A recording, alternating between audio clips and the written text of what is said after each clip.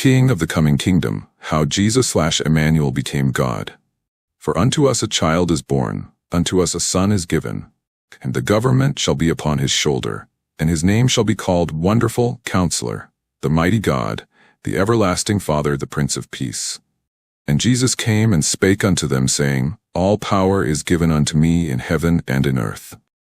Of the increase of his government and peace there shall be no end upon the throne of David and upon his kingdom, to order it, and to establish it with judgment and with justice, from henceforth even forever. The zeal of the Lord of hosts will perform this. And when I saw him, I fell at his feet as dead.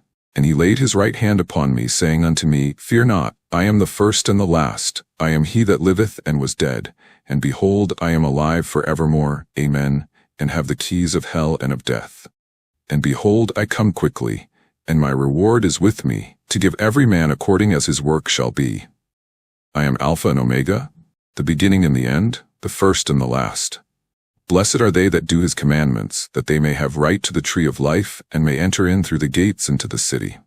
Hearken unto me, O Jacob and Israel, my called. I am he, I am the first, I also am the last. Commentary from Promised Son to Eternal King.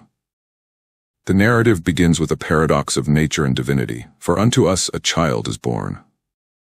In this prophetic moment, we see the entrance of a human child, yet he is immediately draped in titles that no mere mortal can sustain. To call a child the Mighty God and Everlasting Father is to signal that this is not a new beginning for a person, but an arrival of the eternal.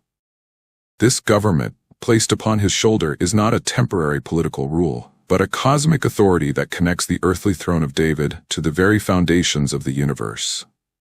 As we move from prophecy to fulfillment, Jesus confirms this transition by declaring that all power is given unto me in heaven and in earth.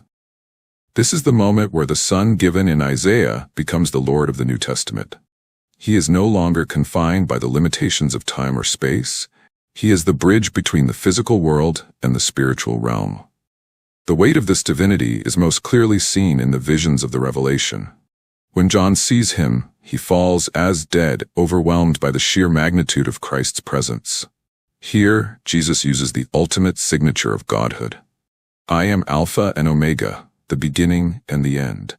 By claiming to be the first and the last, he identifies himself directly with the God who spoke to Jacob and Israel in the ancient days. However, there is a new, vital distinction. I am he that liveth and was dead.